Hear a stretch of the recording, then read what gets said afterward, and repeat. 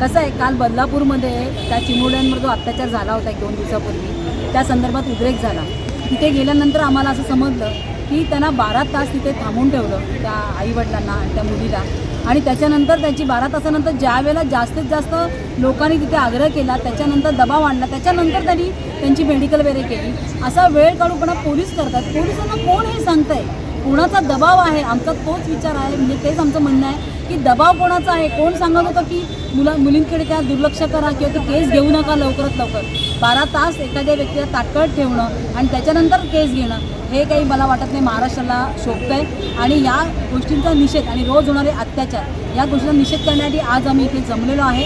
आणि राज्य सरकार याबाबत काही ठोस पावलं उचलताना दिसत नाही आहेत. त्यांनी SIT बसवली आहे, सगळ्या काही गोष्टी केल्या आहेत, परंतु महिलांची सुरक्षितता तरीही वाऱ्यावर आहे. त्यांचे जे काही मंत्री तिथे येऊन गेले, त्यांचे केलेले जे काही त्यांनी जे काही तिथे वक्तव्य केली ती बघता त्यांना फक्त राज्य सरकार येत्या विधानसभेमध्ये कसं इलेक्शन जिंकेल याच्यासाठीच काळजी वाटते. याच्या पलीकडे महिला सुरक्षिततेबाबत त्यांना काही देणं घेणं नाही आहे असं कुठेतरी दिसतंय.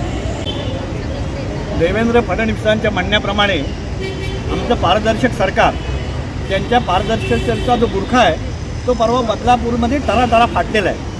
कारण ह्या ज्या शाळेचे जे संचालक आहेत, ते संस्था चालक आहेत, हे सगळे भाजपच्या जनकल्याण समितीचे पदाधिकारी आहेत. आणि म्हणून एवढा गंभीर प्रकारचा गुन्हा असूनसुद्धा 12 तास त्या चिमुकलीला आणि तिच्या आईला पोलीस स्टेशनमध्ये बसवून ठेवलं. म्हणजे गोष्टी करायच्या, लोकांना न्याय द्यायच्या, आणि प्रत्यक्षात आपले जर पदाधिकारी असतील तर सर्वसामान्य माणसाशी कसं वागायचं त्याचं एक सगळ्यात घाणेरडं उदाहरण हे बदलापूरचं आहे. आणि असे अनेक उदाहरणे या महाराष्ट्रामध्ये घडत आहेत. कारण गृहमंत्र्यांना गृह खात्याकडे द्यायला लक्ष नाही, त्यांचं फक्त घाणेरडं राजकारण, फोडाफोडी हाच विषय आहे. आणि आता तर लोकसभेनंतर त्यांच्या पायाखालची वाळू घसरलेली आहे की भविष्यात विधानसभा जर आपली आली नाही तर आपल्याला गाशा गुंडाळून नागपूरला जायचं आहे. आणि म्हणूनच चुकीचे कामं केलेले आपल्या पदाधिकाऱ्यांनी पाठीशी घालणं एवढाच उद्योग तर करतायत. पण ह्या महाराष्ट्रामध्ये आमची शिवसेना, उद्धव बाळासाहेब ठाकरे यांची शिवसेना आणि इतर सगळा महाराष्ट्र ह्या अशा गोष्टी भविष्यात होणार नाही त्याची काळजी घे.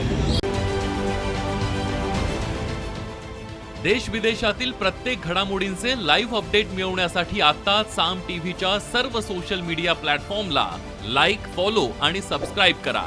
तसंच सर्व नोटिफिकेशनसाठी बेल आयकॉन प्रेस करायला विसरू नका.